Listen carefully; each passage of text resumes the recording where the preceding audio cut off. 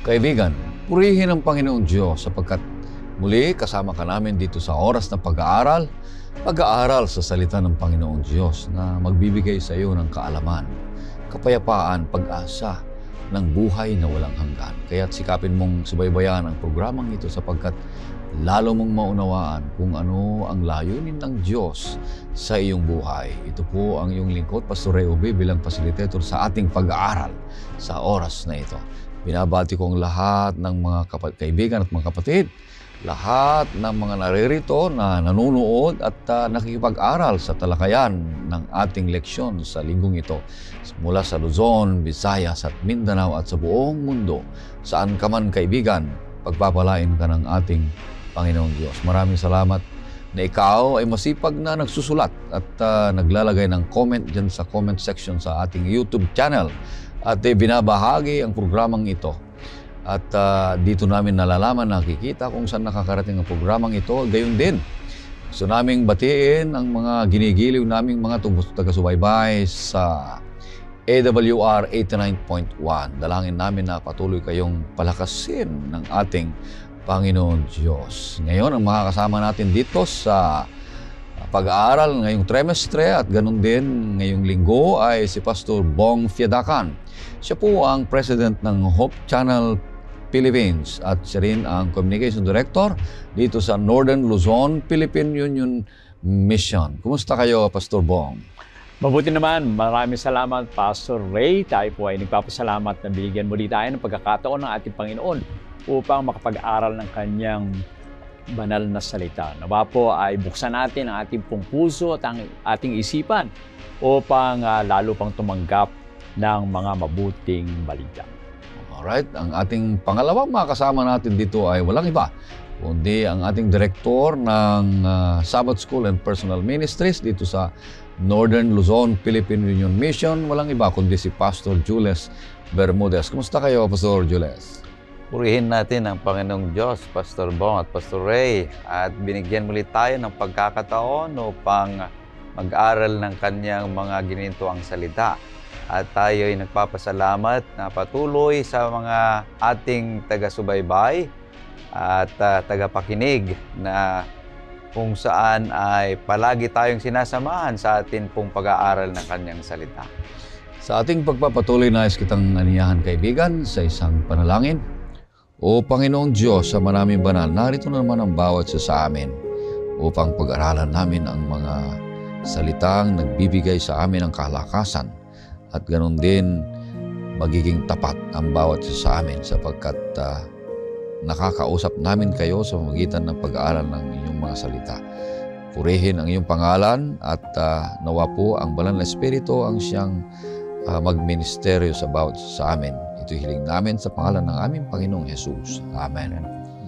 Ang ating pang-apat na paksa na ating pag-aaralan ngayong linggo ay may pamagat na ang mga salot. At ang talatang sa uluhin matatagpuan sa Exodo 9:35. Ito pong sinasabi, ang puso ni Faraon ay nagmatigas at hindi niya pinayagang umalis ang bayan ng Israel, gaya ng sinabi ng Panginoon sa pamagitan ni Moses. At buuin natin ang ating leksyon. Talakayin natin ito sa 3 punto lamang. At nag-umpisa ito ng letter D. Una ay divine duel. Ibig sabihin nito ay God versus the deities of Egypt. Ang pangalawa ay deliberate defiance. Ito naman yung hardening of Pharaoh's heart. Pag-aralan natin yan. At ang pangatlo ay dramatic deliverance. God's purpose in the plague. Bakit may mga salot na dumarating, mga kaibigan. Kaya ang unang magbibigay sa atin ng pagpapaliwanag sa unang punto na divine duel ay ibigay natin kay Pastor Jules. Pastor Jules. Pastor Ray, nagtapos tayo sa atin pong pag-aaral nung nakaraan sa Kapitulo 7, 1 hanggang 7. Ngayon ay mag-umpisa tayo sa ating pag-aaral, Kapitulo 7, 8 hanggang 12, mula dito sa ating pinapag-aralan ngayon. At ating makikita mula rito sa Kapitulo 7, 8 hanggang 12 ay nagsisimula ito sa pagbubunyag ng kapangyarihan ng ating Panginoong Diyos sa harapan ni Haring Paraon. Kanya nga't kung ating titingnan, nagbigay siya ng isang himala at ito yung paunang himala sa mas marami pang mga himala na ibibigay ng ating Panginoong Diyos sa Ehipto. So kung ating titingnan, yung mga sumusunod na himala ay sa pamagitan ng 10 salot, na ang 10 salot na ito hindi lamang natural na mga sakuna o mga palatandaan ng banal na galit ng Diyos. Ito ay isang direktang paghaharap ni Yahweh at ng pansyon ng mga Diyos ng mga Ehipto. So dito makikita natin yung duel between the deities, ang Diyos na makapangyarihan at ang pantheon god of the Egyptians. So ang bawat salot ay estratehikong binuwag ang kapangyarihan at kredibilidad ng isang particular na Diyos ng Ehipto. Halimbawa na nga lang yung Diyos nilang si Hapi, si Heket, si Geb, si Hator at saka si Ra, na nilalantad ang kahinaan ng huwad na pagsamba at pinagtitibay ang katastaasang kapangyarihan ng buhay na Diyos. At ito'y pinatutunayan nito sa aklat ng Exodo, Kapitulo 12, ang talatay 12. Pakibasa nga, Pastor Ray, ang Exodo 12, ang talata ay 12. Sapagkat ako'y dadaan sa lupain ng Ehipto sa gabing iyon at aking pupuksain ang lahat ng mga panganay sa lupain ng Ehipto, maging tao man o hayop, at ilalapat ko ang hatol laban sa lahat ng mga Diyos ng Ehipto. Ako ang Panginoon. So dito ating makikita na ang duel between the deities, yung mga himala na naipakita, lalong-lalo na yung mga 10 salot, ay pinapakita dito yung kahinahan ng huwad na pagsamba at yung pinagtibay naman yung kapangyarihan ng ating Panginoong Diyos. So, ngayon ating titignan yung himala tungkol sa tungkod na ating makikita sa Exodus Kapitulo 7, 8 hanggang 12. Ano bang pinapakita nito? Pastor ay pakibasa nga ang Exodo Kapitulo 7, 8 hanggang 12. Nagsalita ang Panginoon kina Moses at Aaron, kapag sinabi ni Faraon sa inyo, patunayan ninyo ang iyong mga sarili sa pagitan ng kababalaghan at iyong ang sasabihin kay Aaron, kunin mo ang iyong tungkod at ihagis mo sa harap ni Faraon upang ito'y maging isang ahas. Kaya't sina Moses at Aaron ay pumunta kay Faraon at kanilang ginawa ayon sa inutos ng Panginoon. Inihagis ni Aaron ang kanyang tungkod sa harap ni Faraon at ng kanyang mga lingkod at ito'y naging ahas.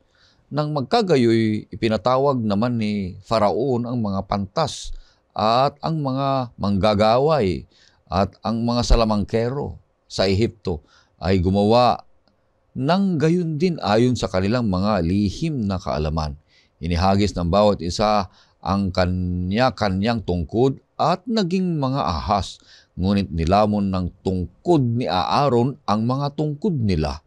Ang puso ni Faraon ay nagmatigas pa rin at hindi niya pinakinggan sila gaya ng sinabi ng Panginoon.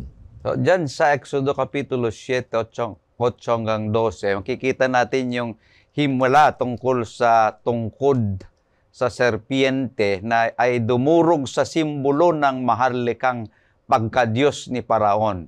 Yung ating nakita dyan na serpent ay kung saan ito yung gawaing ito ay nagsisilbing isang teolohikong deklarasyon na ang Diyos ng Israel ay namamahala hindi lamang sa paglikha ng kundi sa mga haka-haka ng Diyos ng kultura ng tao. So ating makikita dito, Pastor at Pastor Urbi, na kung saan ang Diyos na makapangyarihan ay hindi lang niya saklaw ang kanyang mga nilalang, kundi kahit pa sa mga imaginaryo na mga Diyos-Diyosan na Diyos ng ating ni Haring Paraon. Dito, ipinapakita yung worldly cosmic conflict, yung great controversy na kung saan ay pinakita doon sa nilararawan doon sa hukuman ni Haring Paraon, yung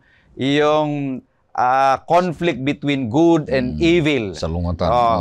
Yung salungatan tungkol sa good and evil. Sa aklat ni Ellen White ay ating mababasa sa Patriarchs and Prophets, page 268, ang ganito: The Lord manifested His hatred of idolatry and His determination to punish cruelty and oppression. So, binabanggit dito ni Ellen White na hindi lamang iniligtas ng Diyos ang Israel, kundi nilalantad niya ang idolatria bilang spiritual na pagkaalipin. Napakahirap ito, Pastor Bong at Pastor Ray, na kung saan kapag ang isang tao ay yung kaniyang pagtitiwala ay nakatuon sa isang bagay, ito'y pagiging isang idolatria.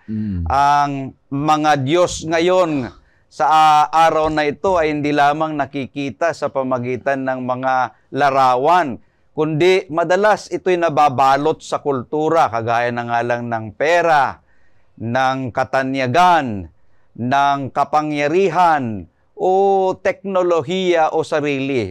Ang mga tao ngayon ay inuuna ng mga bagay na ito. So, kapag sinasamba ng ating mga pusong mga ito, nagagawa natin ang parehong pagkakamali na nangyari at ginawa ni Haring Paraon, ang paglalagay ng huwad na kapangyarihan sa itaas ng soberanong pamamahala ng ating Panginoong Diyos. So, sa panahon ngayon, ang maraming mga tao, inuuna yung mga bagay na kung saan nagbibigay ng ligaya sa kanila.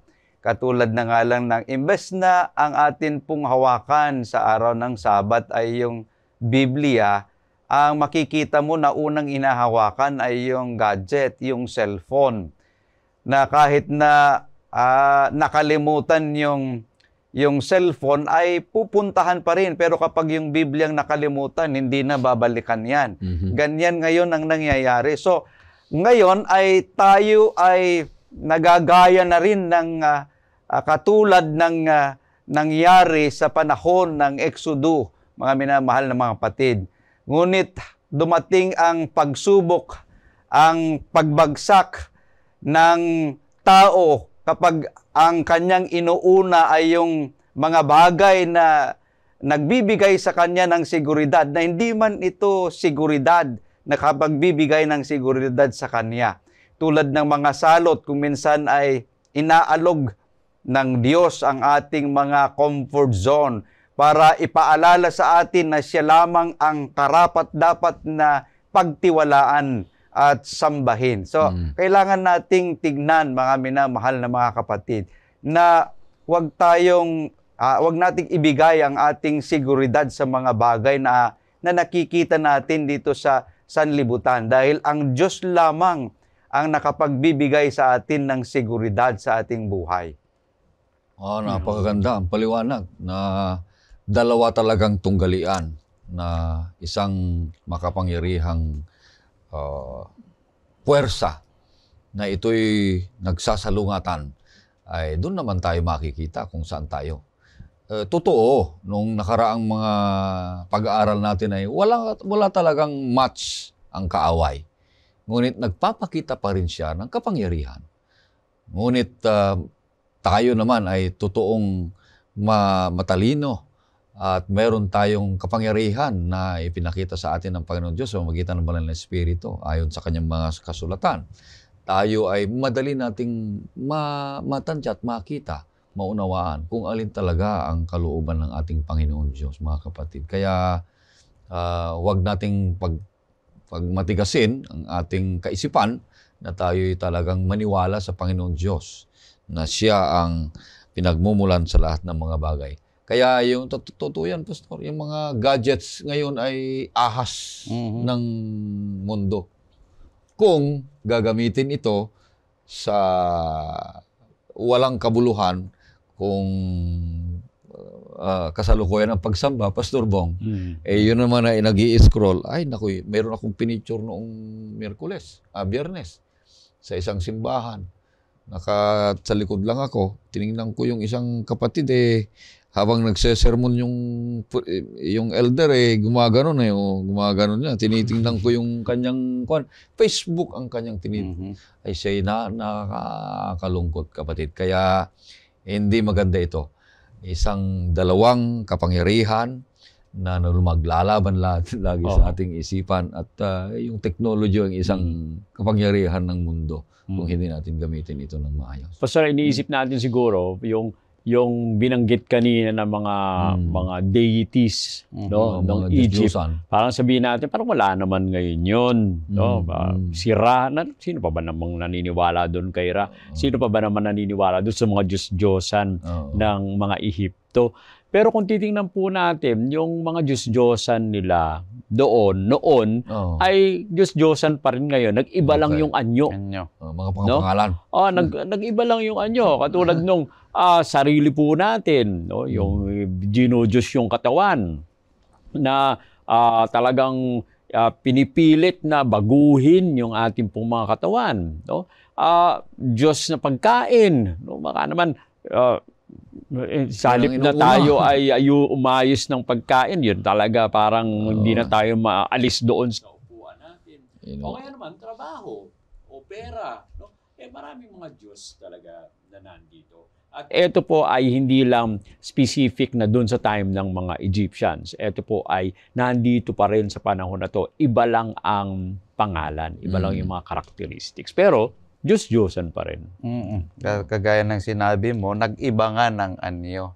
Dahil sa ating buhay ngayon, we are surrounded by false securities na yan ay nagiging idol na sa ating buhay kung minsan na hindi natin namamalayan, yun na pala ang ating inuuna. At akala natin ito'y nagbibigay sa atin ng seguridad. Ngunit kung ito'y tanggalin na ng Panginoong Diyos sa atin, doon na natin makikita na ito pala ay hindi pwedeng seguridad ng isang tao. Dahil sa Diyos lang dapat tayo na nakatuon, dahil siya lamang ang makapagbibigay sa atin ng kaligtasan.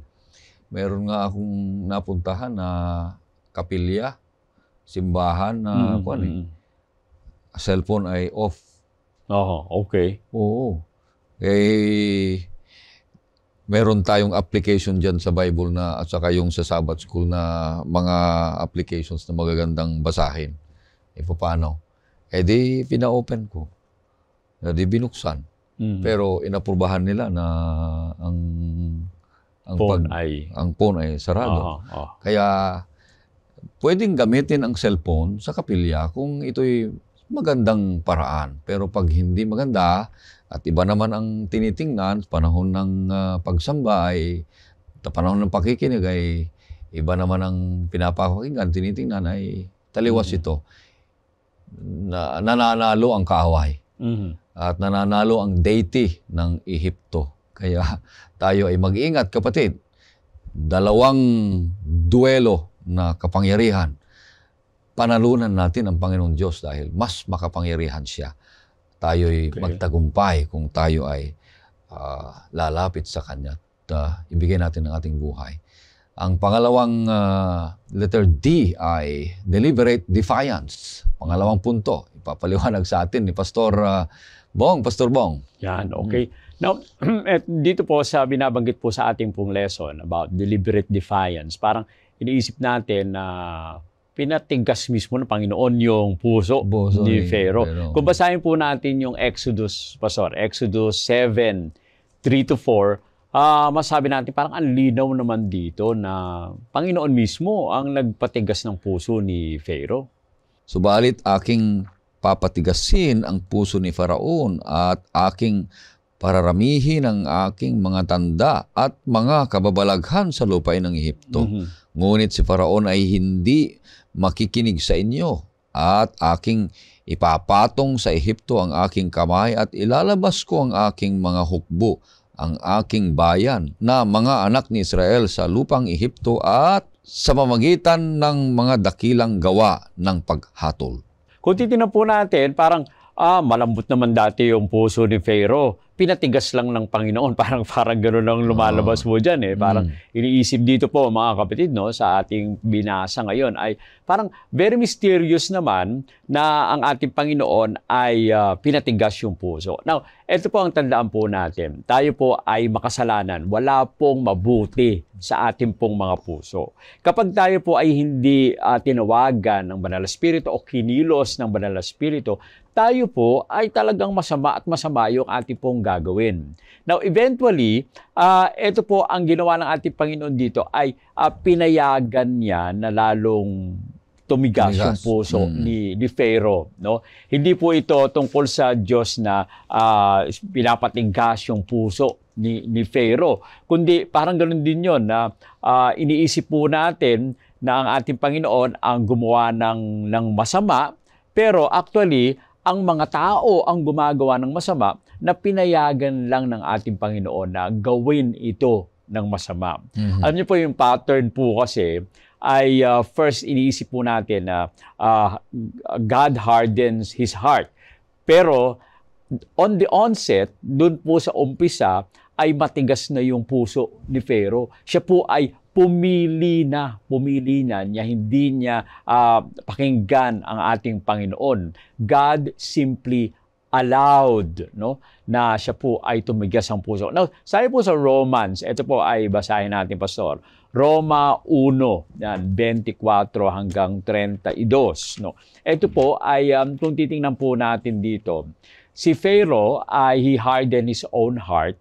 Okay? First, una siyang tumigas muna yung puso niya. At ang ating Panginoon simply allowed. No? Ito po yung binabanggit po natin. Simply allowed. Unfortunately, parang inaangkin na ng ating Panginoon o inaako na ng ating Panginoon yung pagtigas ng puso ni Pharaoh. No? Tingnan po natin, Pastor. Kaya't dahil sa mga pagnanasa ng kanilang mga puso ay hinayaan sila ng Diyos sa karumihan upang lapastanganin ang kanilang mga katawan sa kanilang sarili sapagkat pinalitan nila ang kasinungalingan, ang katotohanan ng Diyos at sila'y sumamba at naglingkod sa nilalang sa halip na sa lumalang na siyang pumupuri magpakailanman. Amen. Dahil dito hinayaan sila ng Diyos sa mga mahahalay na pagnanasa. Ipinagpalit ng kanilang mga babae ang likas na pakikipagtalik sa dilikas. At gayon din naman ang mga lalaki nang iwan ang likas na pakipagtalik sa mga babae ay nag-alab sa kanilang pagnanasa sa isa't isa. Gumagawa ng kahalayan ang mga lalaki sa mga kapwa lalaki at tumanggap na sa kanilang sarili ng kaparusahan ng kanilang pagkakamali. At palibhasa ay hindi nila minabuting kilalanin ng Diyos. Hinayaan sila ng Diyos sa isang mahahalay ng pag-iisip upang gawin ang mga bagay na di karapat-dapat. Napuno sila ng lahat ng uri ng kasamaan, kalikuan, kasakiman, kahalayan, at puno ng inggit, pagpaslang, pag-aaway, pandaraya, katusuhan, may hilig sa tsismis, mga paninirang puri, mga napupuot sa Diyos, mga walang pakundangan, mga palalo, mga mapagmataas, mga manggagawa ng masasamang bagay, mga swail sa mga magulang, mga hangal, mga hindi tapat sa kanilang mga pangako, hindi mapagmahal, mga walang awa. Kung titingnan po natin, mga kapatid, no, ang ating Panginoon ay pinayagan. God allowed, no, na sila po ay ganon ang mangyari. Pero kung titingnan po natin, kung aalis ang ating Panginoon sa ating pong mga puso, dahil tayo ay makasalanan, yun talaga yung gagawin. Napakadami yung listahan na nilagay po dyan ng mga masasamang mga gawa. Ito po ay nangyayari dahil sa wala ang Panginoon, umalis ang ating Panginoon o inihayaan sila ng ating Panginoon. Now, hindi po natin pwedeng sisihin ang ating Panginoon, no, sa ating pong mga nagagawang masama dahil ito po, we have been given a power to choose. Now, kung tinignan po ninyo yung araw, ilan po ang araw? Isa lang. Oh. Isa lang ang araw. So, yung araw na ito, maaari ito na magpaganda ng ating pong kalusugan. Okay? Kailangan natin ng araw para magkaroon tayo ng vitamins. Now, eto rin namang araw na ito, kapag sumobra naman ang pagbibilad po natin, maaari ito mag-cause ng sakit. Okay? Now, itong araw na rin na to, kapag ito ay naarawan ng isang clay, for example, titigas ang clay. Pero kapag ang naarawan naman ay yung butter, anong nangyayari? Natutunaw naman ang butter. So, ibig sabihin po, ibig sabihin, nasa atin ang pagpili kung ano yung magiging reaction po natin sa salita ng ating Panginoon, sa liwanag ng ating Panginoon. Unfortunately, eto pong si Pharaoh, mga kapatid, kanya pong pinitigas ang kanyang puso. Hindi niya tinanggap ang kapangyarihan ng ating Panginoon. Hindi ang Panginoon ang nagbigay sa kanya na siya ay maging masama. Hindi ang Panginoon ang nagpatigas ng puso niya. Pinili po niya na maging matigas ang kanyang puso. Now, sa ating pong buhay, maaari rin siguro na tayo po ay kinakausap ng banal na spirito, pinapaalalahanan tayo ng banal na spirito. Unfortunately, may mga pagkakataon na binabaliwala natin ang bulong ng banal na spirito. May mga pagkakataon na pinipili po natin na gawin pa natin yung mga masasamang mga gawain, pinipili pa natin na gumawa ng masama. Sa halip na tayo ay sumunod sa ating Panginoon. Alam niyo po, ang ating Panginoon ay gumagawa ng mga paraan para paalala sa atin yung ating mga dapat gawin. Siguro nare-realize nyo rin po yan. May mga time na parang ikaw ay gagawa na ng masama o gagawa ka ng kasalanan. Biglang merong dadating. Ikaw naman ay mapapatigil na gumawa ng masama kasi may dumating na tao. At yun ang mga pagkakataon na dapat ikaw ay ma-realize mo na, binibigyan ako ng pagkakataon ng ating Panginoon na magbago. Huwag gawin yung aking gagawin. Unfortunately, pag umalis na yung tao, nandun pa rin ulit yung desire natin. Sa halip na tayo ay tumalikod at umalis doon sa lugar, ay iniisip natin na mas mabuting gawin o mas gusto nating gawin. Kaya ganito rin po ang nangyari kay Pharaoh. Sabi po ni Ellen White sa kanya pong librong Patriarchs and Prophets, page 268. Pong sabi, there was no exercise of supernatural power to harden the heart of the king. Every display of infinite power rejected by him rendered him more determined in his rebellion. Makikita po natin dito, hindi naman daw po talaga na ating Panginoon nag-exercise ng kanyang power para ma-overpower si Pharaoh. Talagang gumamit lang o pinili lang ni Pharaoh na i-reject ang kapangyarihan ng ating Panginoon. Kaya lalo na sa kanya pong rebellion ay nagawa niya yung mga bagay na to. Alam niyo po, sa buhay po natin, mga kapatid, nandyan yung promptings of the Holy Spirit.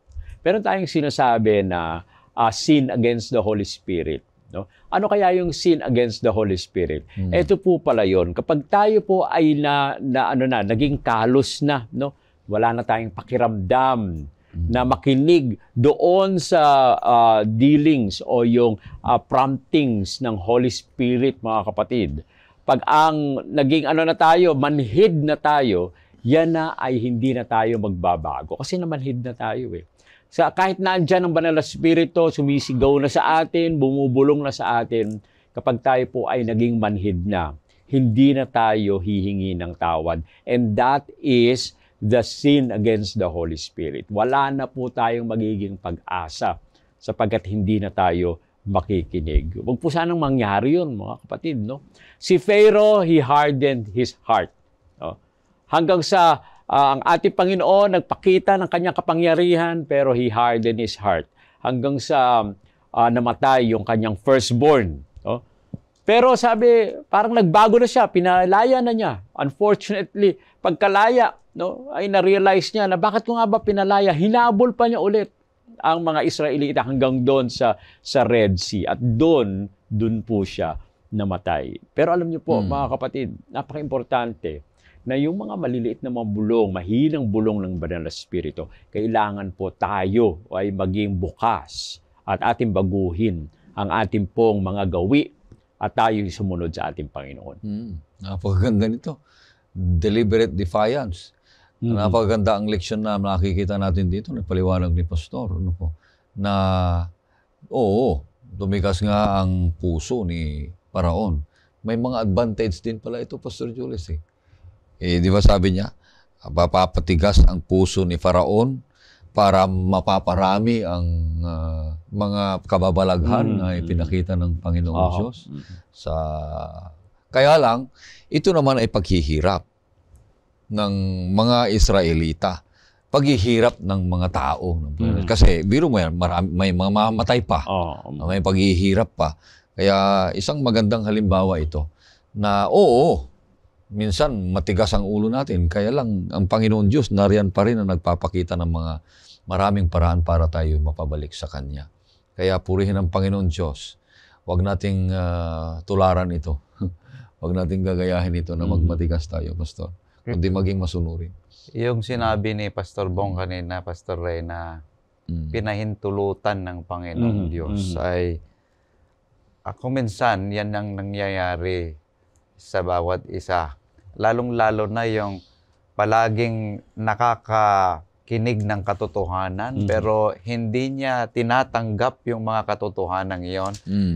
Yung espiritu ng ating Panginoong Diyos ay hindi palaging nagko-convict sa sinner. Kung ating babasahin sa chapter 6 ng Genesis, Pastor Ray, verse 3, ay napaka-liwanag yung binabanggit doon na ang espiritu ng Diyos ay hindi palaging namamalagi sa tao. Chapter 6, verse 3. At sinabi ng Panginoon, ang aking espiritu ay hindi laging nananatili sa tao sapagkat siya ay laman. So, ibig sabihin niya, katulad nung nangyari sa antediluvian, doon sa panahon ni Noah, ang sabi doon ay, their hearts were numb and no amount of miracles could persuade them. So, kahit si Haring Paraon makakita ng mga kababalaghan, yung kanyang puso ay hindi na matitinag doon sa kanyang paniniwala na siya lamang ang makapangyarihan. So, iyon yung sadyang pagsuway niya sa kapangyarihan ng ating Panginoong Diyos. So, napakahalaga na ating titingnan sa ating buhay na kapag merong udyok ng banal na espiritu, pakinggan mo. Dahil maya't maya ay hindi mo na marinig yan. Magiging matigas na rin ang iyong puso. So, kung titingnan natin, 10 plagues. No? 10 plagues. Hindi na bago yung puso niya. Yung pinakahuli, mukhang nabago na sana, pero hindi pa rin nabago. No? At yun na yung kinamatay ni Pharaoh. Kaya nga kung titingnan natin, sa buhay natin, baka may ganun din. No? Mga plagues din. May mga kababalaghan na nangyayari sa ating buhay, mga kapatid. Pero parang tumatalikod lang tayo, hindi natin iniintindi. One of the things na nangyari kay Pharaoh po, mga kapatid, ay dahil iniisip niya na kaya niya ring gawin yun, mga plagues na yun. Ganun rin po tayo kung iniisip natin na kaya nating gawin yung mga kababalaghan na magagawa ng ating Panginoon, kaya nating gawin sa sarili natin, ay hindi ho tayo susunod. Pero kapag tayo po ay nagpapakumbaba, no, at ating tinanggap ang salita ng ating Panginoon, makikita po natin yung kapangyarihan ng ating Panginoon.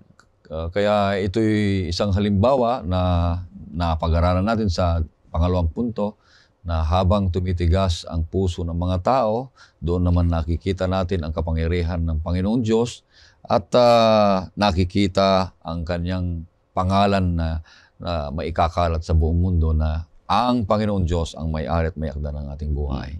Ang pangatlo dito, pupunta na tayo letter D na pangatlo, deliverance o dramatic deliverance. God's purpose in the plague. Ito, yung 10 salot ba, Pastor Jules? Okay. Dito natin makikita yung madulang pagpapalaya ng Panginoong Diyos sa bayang Israel mula sa Ehipto. At makikita natin dito yung layunin ng Diyos sa mga salot. Bagaman nakakatakot ang mga salot, ay ito'y isang maawaing babala na binigay ng Diyos. Hindi basta-basta nagalit ng Panginoon. Dahil sinabi ng Panginoong Diyos, kung ating babasahin, Pastor Ray, sa Exodus 9 verse 16. Pakibasa nga, Pastor Ray, ang Exodus 9 verse 16. Subalit dahil sa layuning ito ay binuhay kita upang maipakita sa iyo ang aking kapangyarihan at ang aking pangalan ay mahayag sa buong daigdig. So, ang sinasabi dyan, ang purpose ng salot ay upang mahayag ang kapangyarihan, ang pangalan ng ating Panginoong Diyos sa buong lupa. So, ang mga salot ay hindi lamang tungkol sa pagpapalaya sa Israel. Sila ay tungkol sa pagpapahayag ng katangian ng Diyos sa lahat ng mga bansa. Maging ang mga Ehipsyo ay binigyan ng pagkakataong maniwala sana. Kanlungan ng kanilang mga alagang hayop. Ang akong ating babasahin ay sa Exodo 9:20, Pastor Ray, binibigay dito yung sinasabi dito yung makapangyarihang kamay ng ating Panginoong Diyos. Sa Exodo 9:20, pakibasa nga, Pastor Ray. Ang bawat natakot sa salita ng Panginoon sa mga lingkod ni Faraon ay nagpauwi ng kanyang mga alipin at ng kanyang hayop sa mga bahay. Okay, ito sana kahit pa yung salot na ito, yung makikita natin yung kamay ng ating Panginoong Diyos na ito sana'y kanlungan ng kanilang mga hayop. So, ang mga paghatol ng Diyos ay isang pedagogical din para sa mga Israel. Ang pagkaalipin sa Ehipto ay nagpalabo ng kanilang paningin sa Diyos. So, tinuturo sa kanilang mga salot na si Yahweh ay hindi katulad ng mga tahimik na Diyos-Diyosan ng Ehipto. Ngunit ang Diyos na buhay na nagtatanggol sa mga inaapi at namumuno sa sansinukob. Pakibasa nga, Pastor Ray, ang Deuteronomy chapter 4 verses 34 to 35. Dahil dito ipinapakita kung paano ang kapangyarihan ng ating Panginoong Diyos. Deuteronomio Kapitulo 4, 34 hanggang 35. O may Diyos, kaya na nagtangkang humayo at sumakop ng isang bansa sa gitna ng ibang bansa sa magitan ng mga pagsubok, mga tanda, mga kababalaghan, digmaan, makapangyarihang kamay, ng unat na bisig at ng kakilakilabot na pagpapakita ng kapangyarihan ayon sa lahat na ginawa ng Panginoong mong Diyos sa iyo sa Ehipto, sa harapan ng iyong paningin. 35, ipinakita sa iyo ito upang makilala mo na ang Panginoon ay siyang Diyos, wala nang ibaliban sa Kanya. Okay, dito pinapakita, Pastor Ray, Pastor Bong, na kakaiba ang Diyos sa mga Diyos-Diyosan ni Haring Paraon. Dahil dito ay pinapakita niya na hindi siya kagaya ng mga Diyos-Diyosan ni Haring Paraon na hindi nakapagsasalita, kundi ang Diyos ni Moses ay siyang Diyos na makapangyarihan, nakapagbibigay ng mga kababalaghan. Ayon sa sulat ni Ellen White, sinasabi sa Patriarchs and Prophets, page 272, He would give the people time for reflection and repentance before bringing upon them the last and most terrible of the plague. So, nagbibigay ng Panginoong Diyos ng panahon upang sana ay makita nila yung kapangyarihan ng Panginoong Diyos. So, kahit pa sa kadiliman na nananatili ang habag ng Diyos, pinapakita pa rin ng ating Panginoong Diyos ang kaniyang habag. So, kapag sinaktan ng Diyos ang ating buhay sa pamagitan ng pagkawala o sa pamagitan ng mga pagsubok na dumarating sa atin o labanan, maaring ito ang kaniyang dramatikong panyaya sa kalayaan. So, ating titingnan, mga minamahal na mga kapatid, na kung meron mang mga pagsubok sa ating buhay, dito pinapakita sa atin ng ating Panginoong Diyos ang kanyang kapangyarihan.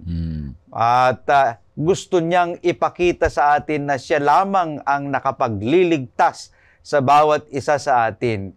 Maari ay hindi kagaya ng mga Israelita ang dramatikong pagliligtas ng Panginoong Diyos sa ating buhay. Ngunit ang Panginoong Diyos ay pinapakita niya pa rin sa atin na siya lamang ang makapangyarihang Diyos na nakapagliligtas sa bawat isa sa atin, mga minamahal na mga kapatid. So, kailangan tayong magtiwala sa ating Panginoon. Hindi sa pamagitan ng mga bagay-bagay na nakikita natin sa ating buhay, kundi sa pamagitan ng ating mga paghihirap, ang Panginoong Diyos ay naihahayag ang kanyang kapangyarihan, na ipapakita ang kaniyang pag-ibig sa bawat isa sa atin. Kanya dapat tayong magtiwala sa ating Panginoong Diyos dahil siya lamang ang makapagliligtas sa ating buhay. Ayan. Dramatic deliverance, nakita natin. Alam natin na yung mga 10 salot, di ba, Pastor, ay pinaliwanag mo naman na ang mga 10 salot na yan ay kung paano dramatikong iniligtas ng Panginoon Diyos. So yung mga 10 salot ay yung una hanggang 10, kanya-kanyang Diyos yan ng mga Ehipsyo. Yeah. So yung unang salot, tubig. So may Diyos sila sa tubig. Doon naman tinitira ng Panginoon Diyos na pinahihina ng Panginoon ang mga Diyos-Diyosan nila. Kaya kinontra lahat ng mga Diyos-Diyosan nila. Kinontra lahat ng Panginoon Diyos ang mga Diyos-Diyosan. Humina lahat ang mga Diyos-Diyosan ng mga taga-Ehipto. Kaya nagpakita ng kapangyarihan, dramatikong papaano iniligtas ng Panginoon Diyos ang mga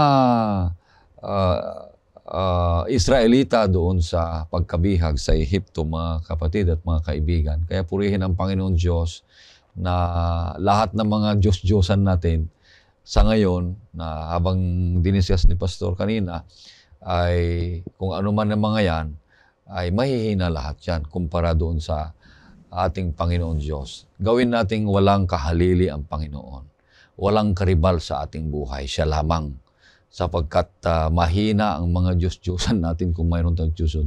Lahat ng mga Diyos-Diyosan, ang simpleng ito ay, ang ibig sabihin ng Diyos-Diyosan ay kung ano yung pinaprioritize mo. So, laban sa Diyos. Kung hindi mo inuuna ang Diyos sa salapi, sa bahay, sa katawan, sa beauty mo, sa panahon, kung hindi mo inuuna lahat ang Panginoon Diyos, kung ano man ang inuuna mo, laban sa Diyos ay Diyos-Diyosan mo yon.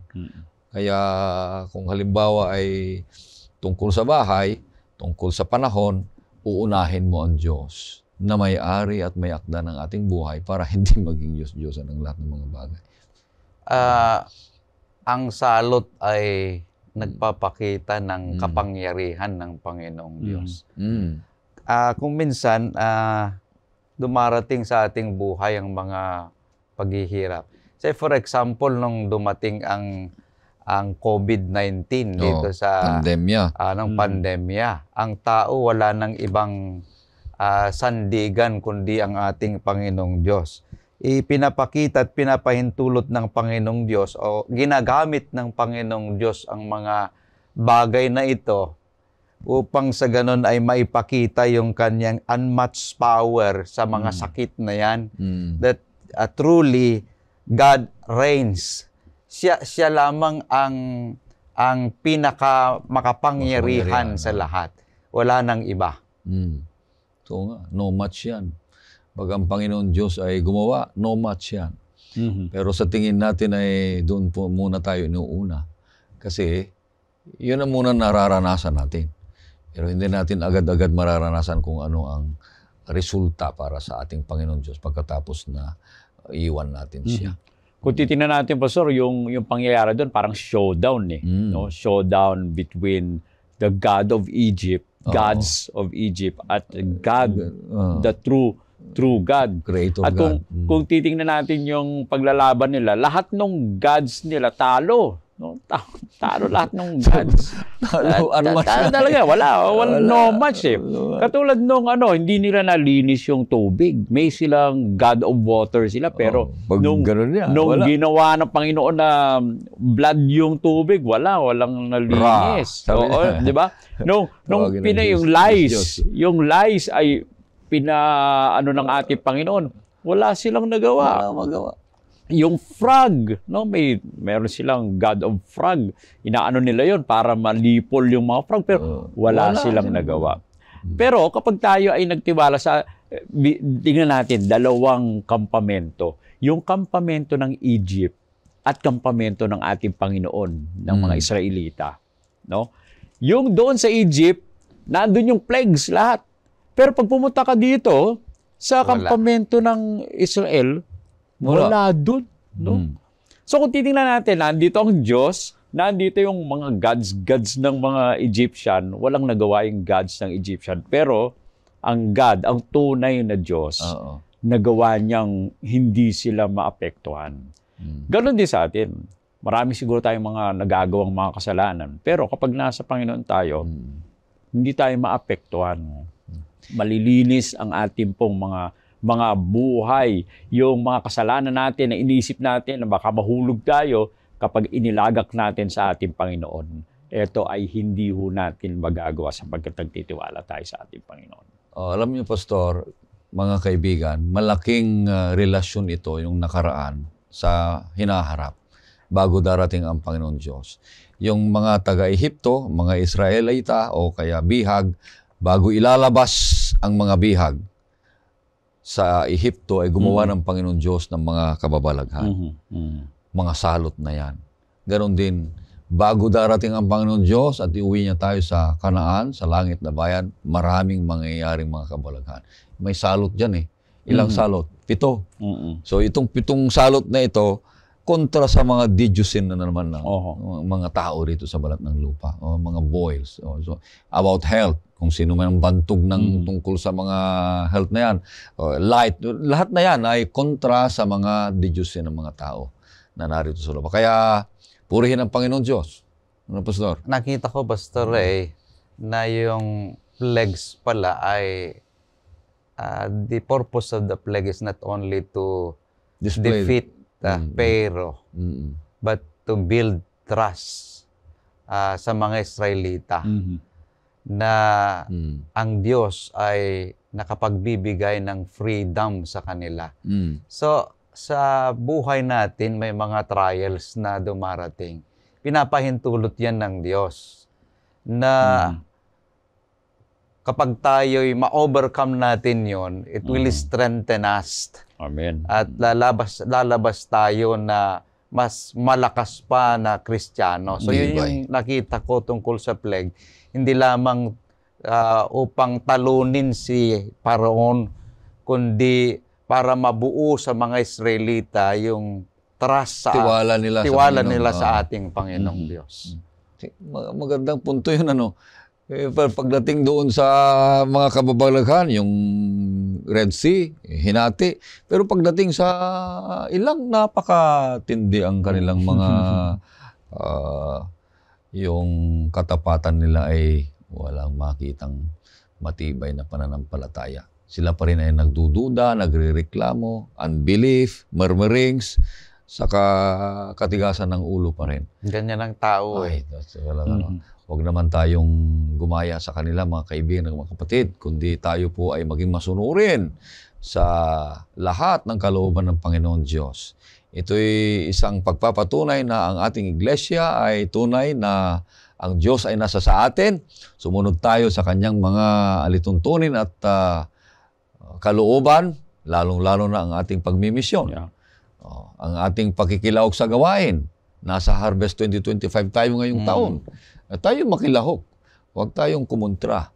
Huwag tayong magiging balakid sa gawain ng Panginoon Diyos. Magandang paraan ito. Ang sabi ng ating propesiya ay kung tayo ay maging mature sa pananampalataya, ay meron tayong kaisipan na maghanap ng mga kaluluwa at magbahagi ng salita ng Panginoong Diyos para ang kanyang karakter ay mabuo sa atin, kagaya ng ating Panginoong Jesus. Kaya purihin ang Panginoong Diyos. 3 punto, divine duel, deliberate defiance, saka dramatic deliverance, yung purpose ng plague, para maging magtiwala tayo sa ating Panginoong Diyos. At sa ating pagtatapos, bago natin hingin si Pastor Jules sa ating panalangin, tayo po ay makakarinig ng isang awitin.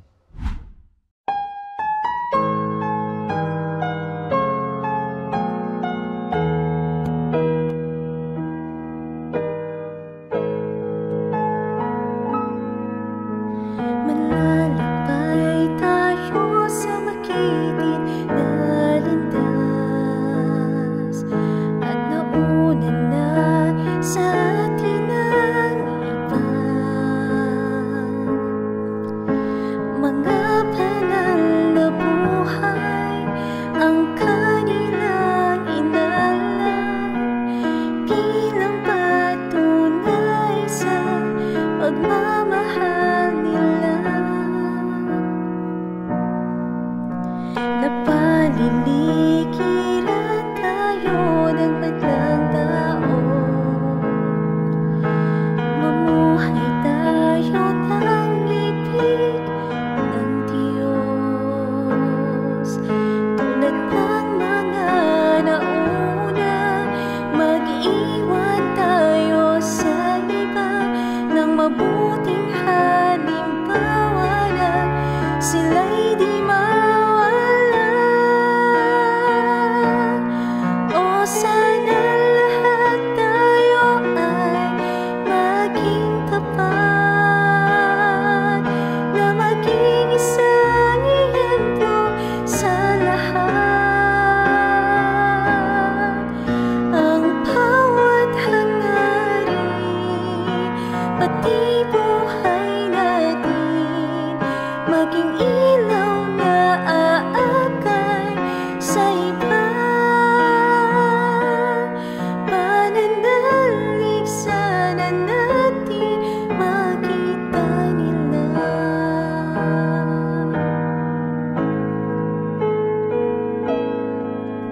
Pag natapos na ang buhay sa mundong ito at tiningnan na nila ang buhay mo, lahat nawa ng bagay, lahat ng ating salaysay, maakay nawa sila sumunod ang lubusan. O sana lahat tayo ay maging tapat, na maging isang ehemplo sa lahat. Ang bawat hangarin, pati buhay natin, maging ilaw na aakay sa iba. O sana lahat tayo ay maging tapat, na maging isang ehemplo sa lahat. Ang bawat hangarin, pati buhay natin, maging ilaw na aakay sa iba. Pananalig sana natin makita nila.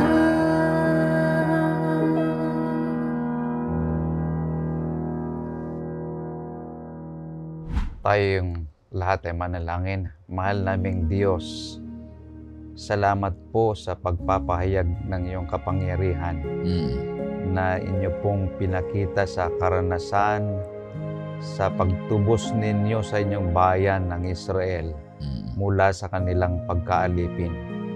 Ngunit nakita rin namin, O Diyos, ang iyong hustisya, because we know that the plagues were both redemptive and retributive.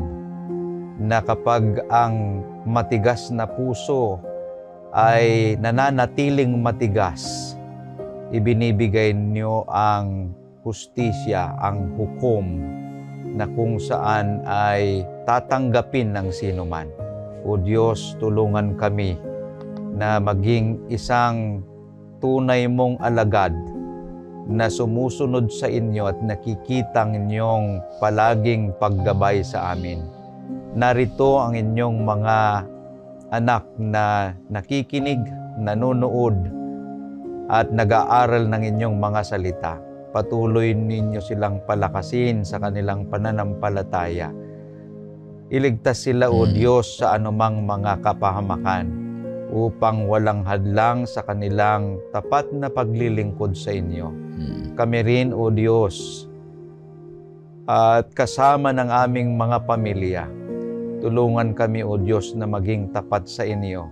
Na sa inyong muling pagdating, kami, kasama ng aming mga kaibigan, kamag-anak, lahat ng aming mga kakilala ay inyo pong makikita na tapat na naglilingkod sa inyo upang iwi sa langit na bayan na inyong inihanda. Kagaya ng gusto ninyo na mangyari sa bayan ng Israel, na sila'y makarating sa lupang pangako. Salamat, O Diyos, sa pagdinig sa aming dalangin, dahil ito ang aming hiling sa matamis na pangalan ng aming Panginoong Jesucristo.